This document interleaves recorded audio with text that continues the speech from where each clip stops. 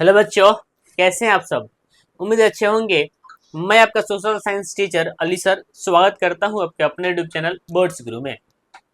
आज मैं एक छोटे से लेक्चर के माध्यम से बिहार बोर्ड का बहुत ही इंपॉर्टेंट क्वेश्चन को जिक्र करने वाला हूं, जिसका नाम है कि प्रथम विश्व युद्ध में रूस की पराजय क्रांति हेतु मार्ग मार्ग प्रदर्शित करे। ये बड़ा इंपॉर्टेंट क्वेश्चन है, बिहार बोर्ड का काफी ये क्वेश्चन है।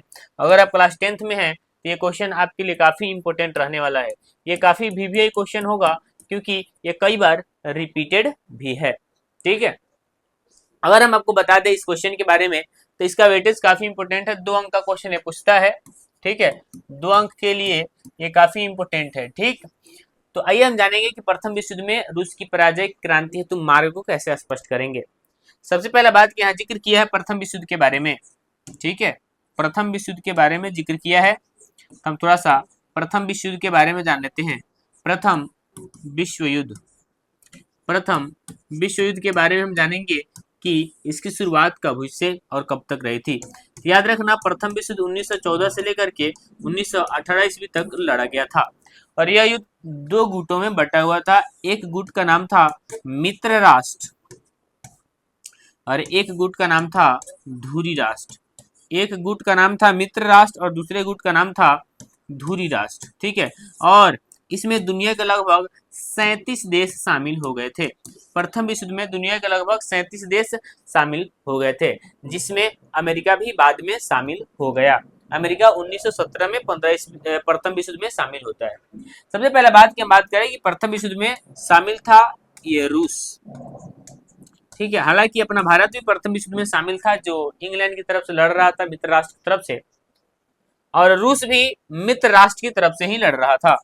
रूस भी मित्र राष्ट्र की तरफ से ही लड़ रहा था। हालांकि युद्ध में मित्र राष्ट्र की ही जीत होती है, लेकिन युद्ध के दौरान इस रूस की बुरी तरह से हार हो रही थी। यानी कि जहां पर भी युद्ध लड़ रहा था वहां पर हार हो रही थी। देखिए, सबसे पहला बात कि उस समय की बात है, 1914 ईस्वी की बात है, जब युद्ध स्टार्ट होता है। उस दौर में रूस का जो राजा था जार निकोलस द्वितीय था। ठीक है, यह इससे जनता काफी नाखुश रहती थी। तो युद्ध के दौरान जार निकोलस द्वितीय ये सोचता है कि यदि हम युद्ध में शामिल हो जाते हैं तो युद्ध को अगर हम जीत लेते हैं तो जनता हमसे काफी खुश हो जाएगी। लेकिन उसके आशा पे निराशा छा जाता है। युद्ध में वह जीतता नहीं है, लगातार हार होने लगती है। छोटा से भी छोटा देश इसको आसानी से हरा लेता था क्योंकि इसकी रणनीति बड़ी खराब थी। अच्छा राजा नहीं था, इसके द्वारा की जो इसके साथ जो काम करता था वो भी अच्छे से शासन या फिर उसका बागडोर नहीं संभाल पा रहा था, जिसकी वजह से रूस की लगातार हार हो रही थी और जनता और भी गुस्से में आ गई थी, जिसकी वजह से रूस में अलग अलग क्षेत्रों में अलग अलग क्रांति का रूप ले रही थी।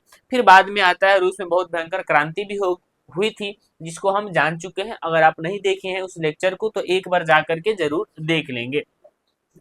प्रथम विश्व युद्ध की शुरुआत 1914 ईस्वी में हुई थी और यह 1918 ईस्वी तक चला था। यानी कि प्रथम विश्व युद्ध 1914 से लेकर के 1918 ईस्वी तक चला था।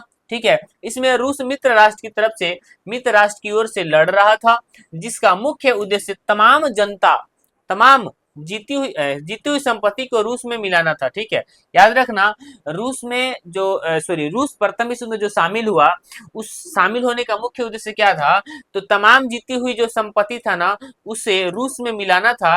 लेकिन जार निकोलस द्वितीय की अयोग्यता के कारण रूस लगातार युद्ध में हार रहा था, जिसके कारण इसका प्रभाव, इसका प्रतिष्ठा मिट्टी में मिल गया। ठीक है, जिसके कारण इसका प्रतिष्ठा और मिट्टी में मिल गया और परिणाम स्वरूप पूरा दरबार यानी कि खाली हो गया और आर्थिक स्थिति बहुत ही ज्यादा खराब हो जाती है। ठीक है, रूस की प्रतिष्ठा और भी मिट्टी में मिल जाए। मेरे कहने का अर्थ यह है कि प्रथम विश्व युद्ध में जब रूस शामिल हुआ तो उसका मुख्य उद्देश्य क्या था, तो तमाम जनता को खुश करना और अपनी ओर आकर्षित करना, ताकि जनता इसका विरोध ना करे। लेकिन युद्ध में लगातार हार हो गई किसकी, रूस की, तो जनता इसे और खुशी नहीं हुई, काफी दुखी रहने लगी और इसका विरोध भी करने लगा।